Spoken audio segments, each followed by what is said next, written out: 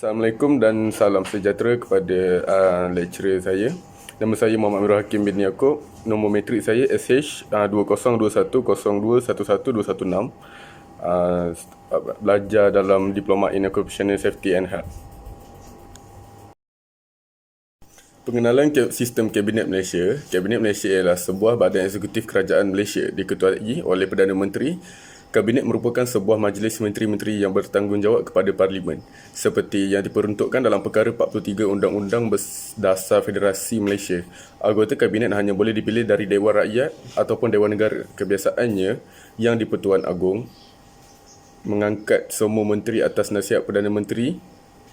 Namun, seorang Perdana Menteri sebaiknya diangkat terlebih dahulu dari Dewan Rakyat. Anggota Kabinet lebih cepat diangkat daripada Dewan Rakyat, walaupun Wakil Menteri atau Sekretaris Parlimen dilantik mengikut setiap portfolio.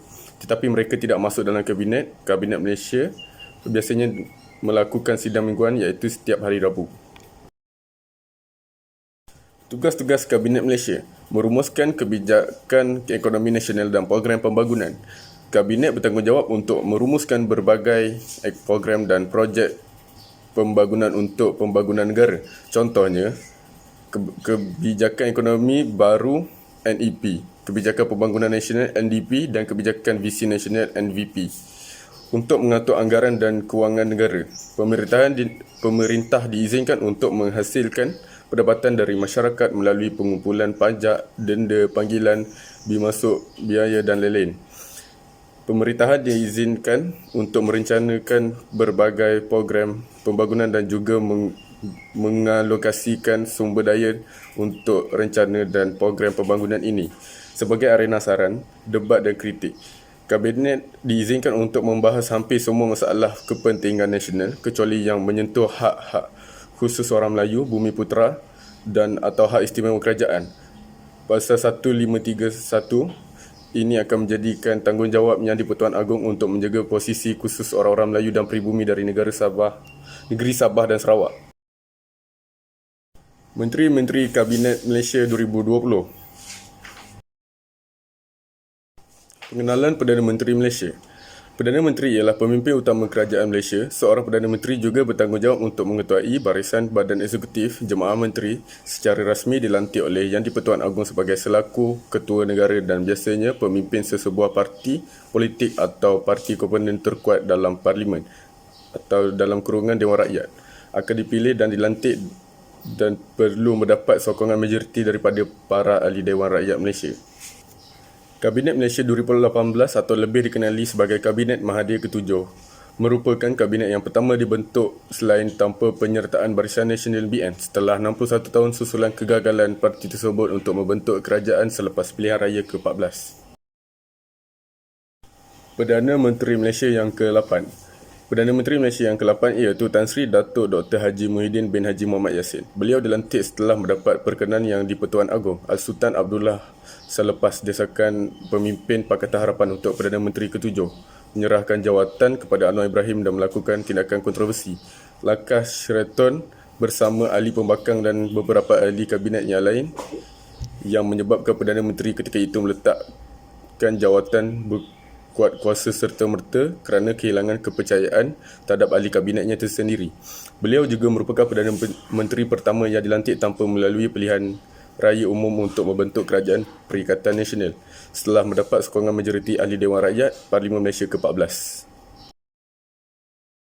Pengenalan Kementerian Malaysia. Kementerian adalah suatu organisasi khusus yang bertanggungjawab untuk sebuah bidang administrasi umum pemerintahan. Kementerian dipimpin oleh seorang menteri yang dapat memiliki tanggungjawab untuk satu atau lebih dalam menjalankan fungsi dan tugas kementerian. Kementerian biasanya berada dalam suatu kabinet yang dipimpin oleh Perdana Menteri, Presiden atau Kansellor. Suatu pemerintahan biasanya memiliki banyak kementerian, masing-masing menangani urusan pemerintahan tertentu. Beberapa yang umum antara lain Kementerian Pertahanan, Kementerian Luar Negeri, Kementerian Kewangan dan Kementerian Kesihatan. Tugas kementerian di Malaysia: merancang dan mengubal dasar-dasar, mengawal serta menyelaraskan program-program yang terletak di bawah portfolio menteri. Kementerian bertanggungjawab mengesan dan mengawal pelaksanaan program-program yang dijalankan oleh agensi-agensi pelaksanaan di bawah kawalannya. Tugas-tugas dan tanggungjawab kementerian kemudiannya disalurkan kepada beberapa buah jabatan dan perbadanan awam yang ditubuhkan di dalam kementerian-kementerian tersebut. Pengenalan Kementerian Kewangan Malaysia. Menteri Kewangan adalah Ketua Kementerian Kewangan daripada Kerajaan Malaysia. Salah satu jawatan kanan dalam Kabinet Malaysia. Menteri Kewangan bertanggungjawab untuk menentukan dasar fizikal dan mengurus belanjawan negara kerajaan. Dalam banyak masa, Menteri Kewangan juga berkhidmat sebagai Perdana Menteri Malaysia. Menteri Kewangan semasa ialah Senator Datuk Seri Tengku Zafrul Tengku Abdul Aziz yang memegang jawatan pada 10 Mac 2020. Beliau dibantu oleh Timbalan Menteri iaitu Datuk Abdul Rahim bin Bakri dan Tuan Muhammad Shah Abdullah. Tugas Kementerian Kewangan Malaysia: menguruskan pentadbiran kementerian, memantau pelaksanaan projek-projek pembangunan kementerian, menguruskan hal-hal kewangan kementerian, menguruskan pusat sumber atau dalam kurungan perpustakaan kementerian, menguruskan pengurusan rekod dan urusan menyurat kementerian dengan teratur. Teras Kementerian Kewangan Malaysia, visi, pembangkit perkhidmatan psikologi ke arah memantapkan modal insan yang sejahtera dan cemerlang. Misi, melaksanakan dasar-dasar perkhidmatan psikologi dalam pengurusan sumber manusia melalui pendekatan pembangunan, pencegahan dan pemulihan. Merancang dan melaksanakan keperluan perkhidmatan psikologi Kementerian Kewangan Malaysia. Memastikan pelaksanaan keberkesanan perkhidmatan psikologi di Kementerian Kewangan Malaysia. Menyampaikan perkhidmatan psikologi berdasarkan kod etika konselor. Objektif, menyediakan perkhidmatan psikologi dalam pengurusan sumber manusia bagi membangunkan warga Kementerian Kewangan yang berintegriti, berprestasi tinggi dan sejahtera. Menteri Kewangan Malaysia.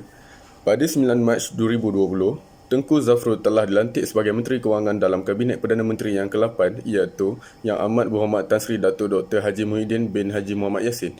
Atas pelantikan tersebut, beliau bertekad dan berbakti untuk memberikan perkhidmatan yang terbaik kepada negara. Beliau memulakan tugas yang berat untuk membantu rakyat dan industri dalam menumpukan pelaksanaan pakej rangsangan ekonomi prihatin rakyat serta pelaksanaan dasar pengembangan fizikal semasa penularan pandemik COVID-19 di Malaysia. Pada 2 Mei 2020, Tengku Zafrul menegaskan keputusan membuka semula ekonomi tidak dibuat secara terburu-buru setelah Kerajaan Persekutuan membolehkan sebahagian aktiviti ekonomi disambung semula pada 4 Mei 2020. Beliau juga memberitahu bahawa kerajaan tidak memaksa mana-mana syarikat membuka semula operasi dan perlu mematuhi syarat-syarat yang ditetapkan oleh kerajaan. Dalam suatu rancangan wawancara, Tengku Zafrul mengatakan bahawa pelan pemulihan ekonomi akan diumumkan selepas Aidilfitri dengan usaha menghidupkan semula ekonomi negara yang terjejas. Beliau turut mengumumkan bahawa kerajaan telah melaksanakan program Penjana Kerjaya yang diperkenalkan di bawah pelan semula ekonomi negara penjana dengan peruntukan sebanyak 1.5 bilion ringgit. Timbalan Menteri Kewangan 1 Malaysia, Datuk Haji Abdul Rahim Bakri adalah politik Malaysia yang menjabat sebagai Wakil Menteri Kewangan 1 sejak 2020. Ia adalah anggota Parlimen Kudat. Ia juga menjadi anggota Partai Pribumi Bersatu Malaysia sejak 2019. Kelahirannya 11 April 1961, usia 60 tahun, koloni Mahkota Borneo Utara. Partai Pribumi Bersatu Malaysia, jabatan anggota Dewan Rakyat sejak 2004. Deputy Minister of Foreign Affairs 2008 hingga 2009. Pendidikannya ialah Universiti Sains Malaysia sejak 1981 hingga 1985. Timbalan Menteri Kewangan 2 Malaysia, Muhammad Shah bin Abdullah lahir pada 1980, merupakan ahli politik Malaysia berbangsa Melayu dan merupakan ahli parlimen paya besar. Di peringkat akam umbi politik, beliau merupakan Ketua Pemuda UMNO Negeri Pahang. Pada pilihan raya umum ke-14, beliau telah dipilih sebagai ahli parlimen paya besar dengan kemenangan sebanyak 19,033 undi. Shah juga merupakan Ketua Penerangan Pemuda UMNO setelah dilantik pada tahun 2018 pada 9 Mac 2020. Beliau dilantik sebagai Timbalan Menteri Kewangan Malaysia oleh Perdana Menteri Tan Sri Muhyiddin Yassin untuk kabinetnya. Shah juga memegang jawatan itu bersama Abdul Rahim Bakri. Agensi Kementerian Kewangan Malaysia, Bank Negara Malaysia, Bank Simpanan Nasional, Bursa Malaysia, Jabatan Akauntan Negara Malaysia, Jabatan Penilaian dan Perkhidmatan Harta, Jabatan Kastam Diraja Malaysia, Khazanah Nasional Berhad, Kepulauan Wang Persaraan diperbadankan, Kepulauan Wang Simpanan Pekerja, Lembaga Hasil Dalam Negeri Malaysia, Lembaga Pembangunan Langkawi, Lembaga Pembiayaan Perumahan Sektor Awam, Perbendaharaan Sabah, Perbendaharaan Sarawak, Suruhanjaya Security, Yayasan Tun Razak, Yayasan Percuma kepada semua. Bank Negara Malaysia. Bank Negara Malaysia merupakan bank pusat Malaysia. Matlamat utama bank adalah untuk menggalakkan kestabilan moneteri dan kestabilan kewangan yang kondusif bagi pertumbuhan ekonomi Malaysia yang mampan. Kuasa bank diberikan menurut Akta Bank Malaysia 2009 dan undang-undang yang lain ditadbirnya bagi menggalakkan kestabilan kewangan. Bank mengawal dan menyelia institusi kewangan bagi memelihara keselamatan dan kekukuhan institusi tersebut. Bank menguasai pasaran wang dan pasaran pertukaran wang asing untuk mengekalkan integriti pasaran dan memastikan berfungsi dengan teratur. Sistem pembayaran juga berada di bawah penguasaan bank agar sistem pembayaran dan instrumen pembayaran kekal selamat, cekap dan diyakini. Selain itu, bank juga mengawal selia amalan dalam kalangan institusi kewangan dan syarikat perantara yang terlibat bagi menyediakan perlindungan yang sewajarnya kepada pengguna kewangan. Sumbangan Kementerian Kewangan Malaysia. Tabung Harapan Malaysia merupakan satu tabung yang dilancarkan oleh Perdana Menteri Malaysia Mahathir Mohamad pada 30 Mei 2018. Tujuan tabung tersebut merupakan untuk satu wadah untuk rakyat membantu negara dan menerima derma rakyat bagi mengukuhkan kewangan kerajaan. Penubuhan tabung tersebut dilakukan setelah melihat kesediaan rakyat untuk menderma kepada kerajaan bagi mengurangkan hutang negara yang didakwa berjumlah lebih 1 trilion. THM sepatutnya ditutup pada 31 Disember 2018 tetapi akhirnya dilanjutkan sehingga 14 Januari 2019 selepas Kabinet Malaysia bersetuju memanjangkan kempen untuk sumbangan selama 2 minggu lagi. Kutipan keseluruhan THM yang berjumlah RM205,491,219 termasuk faedah yang diperoleh daripada akaun amanah di mana sumbangan itu telah didepositkan telah digunakan sepenuhnya untuk membayar hutang 1MDB pada 30 November 2019. Cabaran Kementerian Kewangan Malaysia. Selepas setahun berdepan cabaran untuk memulihkan ekonomi dan mengekalkan kesejahteraan rakyat berikutan pandemik COVID-19 ini, Kementerian Kewangan menyasarkan 6 fokus utama pada tahun ini. Ia bagi memastikan ekonomi negara terus berdaya saing selari dengan pelbagai pakej rancangan yang telah diperkenalkan kerajaan. Menteri Kewangan iaitu Tengku Datuk Seri Zafrul Tengku Abdul Aziz berkata, antara fokus tersebut ialah kerajaan sedang mengkaji nasib rakyat khususnya dalam ekonomi tidak rasmi agar lebih terbela. Dari kaji selidik ringkas yang kami jalankan di beberapa projek perumahan rakyat PPR di Kuala Lumpur, kita dapati masih ada golongan rakyat yang tercicir dan tidak berdaftar dengan mana-mana kecuali Jabatan Pendaftaran Negara JPN. Ini bagi membolehkan kerajaan menyalurkan bantuan kepada mereka. Selain itu, kerajaan juga akan mengkaji isu-isu struktur yang selama ini telah memerangkap negara dalam jerat pendapatan sederhana dan ia juga akan diperincikan dalam rancangan Malaysia ke-12. Kesimpulannya, aspek ekonomi dan etnisiti dalam kehidupan di Malaysia ialah dua hal yang tidak dapat dipisahkan, saling mempengaruhi dan saling menentukan antara satu sama lain. Kadar pertumbuhan ekonomi dan indeks kualiti hidup rakyat yang mencatatkan peningkatan positif adalah bukti kejayaan pembangunan ekonomi Malaysia. Pembangunan ekonomi Malaysia juga mempunyai kesan positif dalam konteks hubungan etnik. Kemiskinan tanpa mengira etnik sudah dapat diatasi. Penyusunan semula masyarakat agar kedudukan sosioekonomi antara etnik adalah seimbang. Dasar ekonomi baru dilaksanakan telah menyebabkan proses perpaduan terus berlangsung.